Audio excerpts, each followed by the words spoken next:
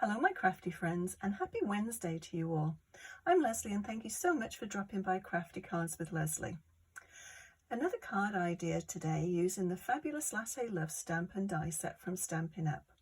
I've lost count on how many of these little French press embellishments I've made. They're amazingly cute. I've kept this card quite simple. It's basically white on white background, so super quick and simple to make. I'll list everything below that I've used to make this card. So let's get started and I'll walk you through the process. So this is the little card that we're going to make today. As I said, I just love these little French press dies. So cute. So it's white on white, as I said, and it's just got some little scoring lines. I don't know if it picks it up on the camera, but it's just got score lines down the center, just 5 of them. So I'll show you how to do that. So yeah, let's get started.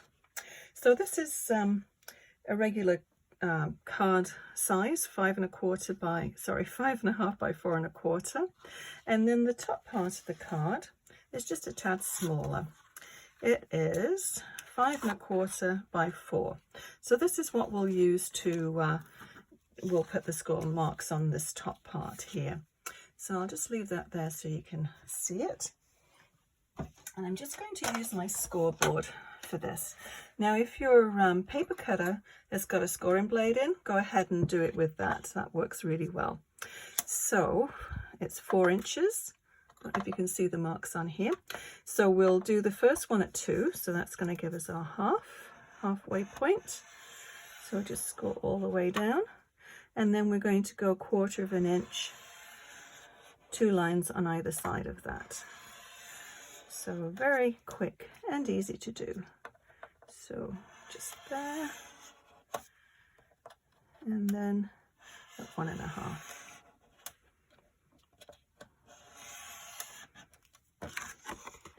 So hopefully you can see that. It's just very subtle, but it just adds a little bit of interest to the background. So what I did after this is we'll put the French press together first. So I had a whole pile of scraps of metallic paper. I don't know, I've had them for years, and I thought they were just going to go to waste, but I kept them. I hate throwing things away. So that's how I did my little presses. I cut those out of just scraps. So let's go ahead and we'll put one together. You've probably seen me do this on other videos, but this is not my first Latte Love video, but you can go back and watch the other ones if you wish. So I'm just going to put some glue, just a little bit halfway up there, and then along the bottom, and then along the other side. And we're using a vellum. I cut the vellum out, and so we'll just pop that there. And vellum's a bit difficult to glue, because you always see whatever it is that you've glued it with, it always shows through. So it's nice to actually have something like this. I'll just hold it for a minute to stick. And then that way you can actually attach the vellum to the back of this. Let me just pop the top on here before it all dries out.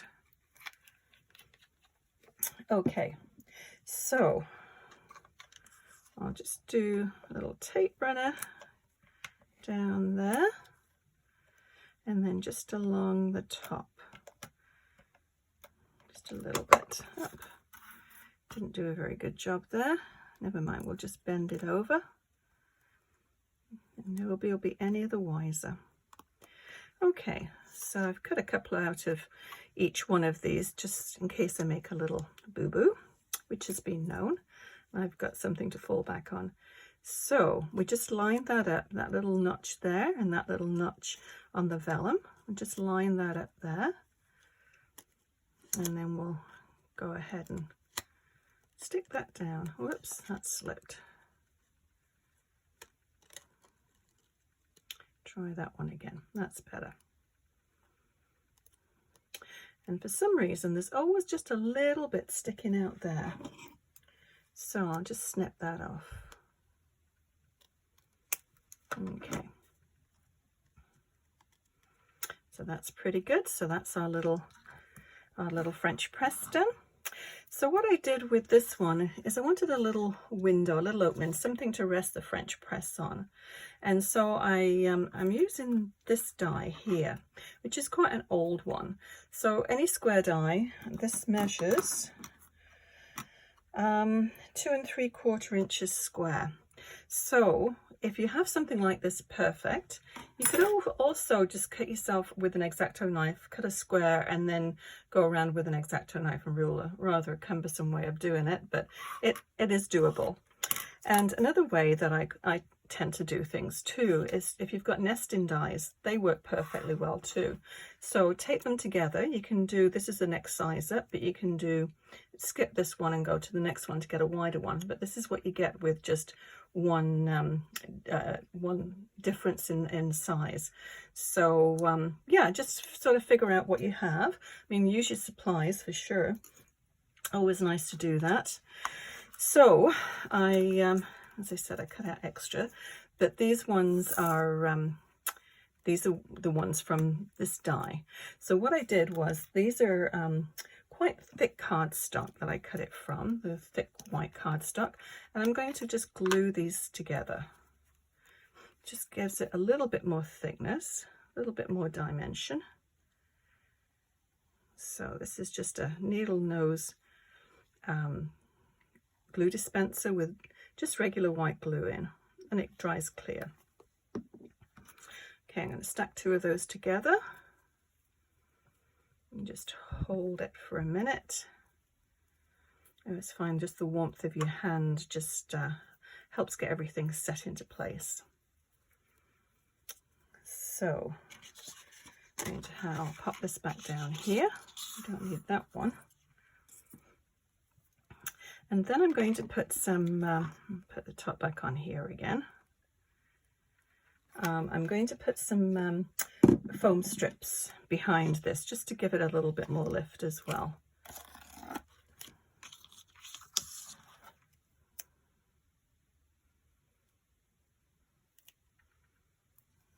Snip those.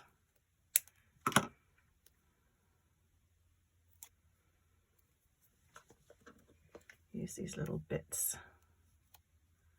Not quite.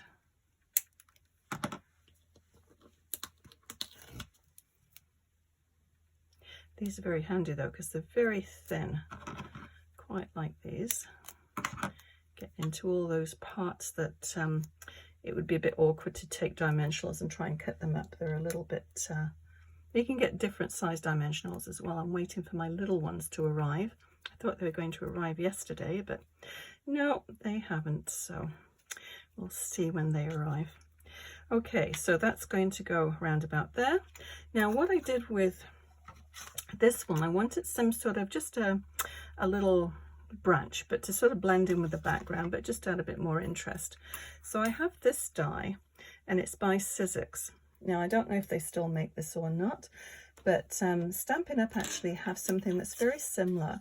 It's in the Painted Lavender set, and it's you can buy the die and you can buy the stamps as well. You can buy them together in a bundle or separate, but it's very similar to this. So if you're looking for something like that, just check that out too. So as I said, that's a Sizzix one, but we're going to use this one for today. And I sort of put the bottom part underneath and then the top part just laying over. So I'll go ahead and take the backing off here.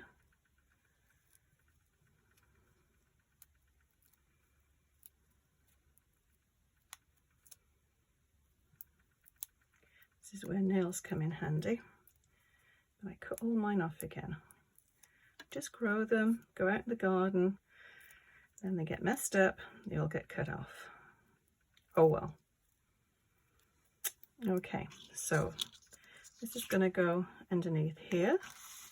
Move that up there so you can see it a little bit better. So this one's going to go under and is going to actually stick to the foam tape. So just pop that down like that. Whoops, sticking to my fingers as well. And then we'll just pop that straight down on the card. So about halfway, just sort of center it. I think that's sort of straight. And so we need to anchor this little bit here. So I think I'll just put a little dab of glue underneath there. So I think this little leaf and this little leaf. And hopefully that should do it. Now you could put a little bit of foam tape too underneath there to hold it up, but I don't think it's really necessary. Okay, so let us put our little French press on. So that's going to sit right up on top like that. Now there again, you could put this on foam tape, but I don't think for this we will. So I'm going to put it so it's just over the edge of that one, just so I can put a little bit of tape behind there just to help stick it down. And then we'll need some up on the top here, just on that, just behind the top of the pot there, just so you can't see it. So let's just, I think that should probably do it. Fingers crossed. Maybe a little bit more on the top. Actually, probably the easiest way to do it is just to put it on the top over here. There we go. Okay, that's stuck down. So, nearly there. What I did next was I cut out several different strips. I tend to, once I'm doing the Stampin' for different sentiments, I tend to do more than one, and then I just keep them all together in a little book. So I've done several of these ones from this set here. Thanks so much is what I use for that one. But I didn't want all thank you cards. So this is another little one that I used. The little things. So I thought that's kind of nice, that one there. And these actually, the little tags, you can get them with this set here, and they come with the two of them. And they're quite a nice size. And it matches up with a lot of the sentiments there. So, and the other ones actually are old ones from close to my heart. So whatever you have, whatever sentiment that you think is appropriate for the card that you want to send out, just use that one.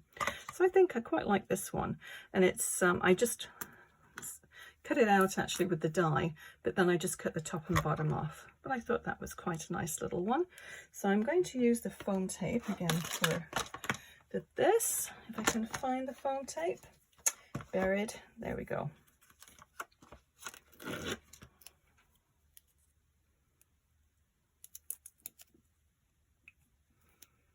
There we go.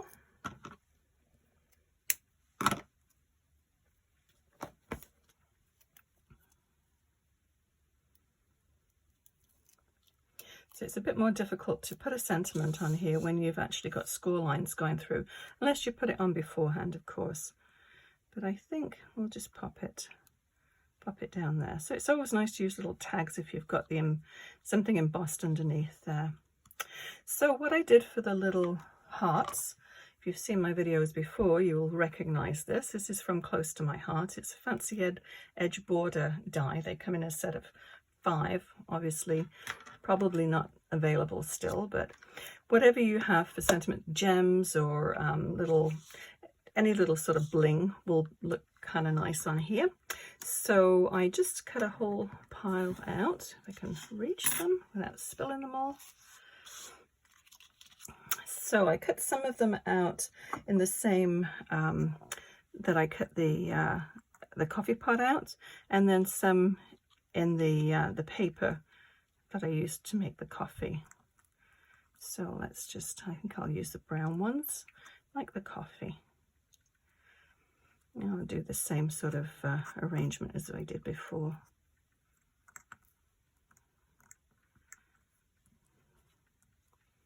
Okay, about there.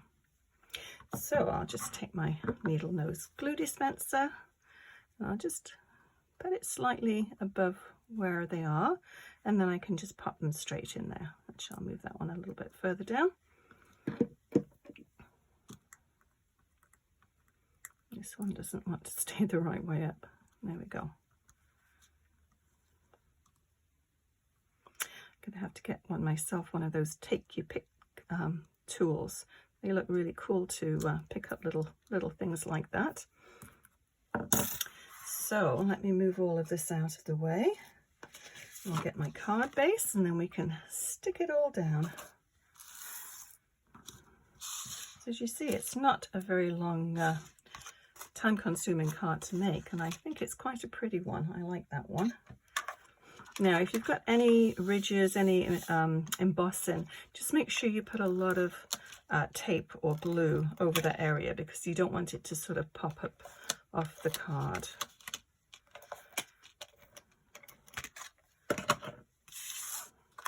And we'll, oops, right way up, we'll center that one. Oops, don't want that going astray. Now you could put a little foam dot or something underneath that, but I think it should be fine just the way it is. So there we have another card all done. So if you've enjoyed this video, please give it a thumbs up and consider subscribing. Also click the bell icon, and that way you'll be notified when I post new videos. If you would like to purchase any of the Stampin' Up products, you live in Canada and don't already have a demonstrator, you can certainly order through me. Just go to stampinup.ca and then select me, Lesley Peters, in the search. Thank you so much for watching. We'll see you again soon. Bye bye.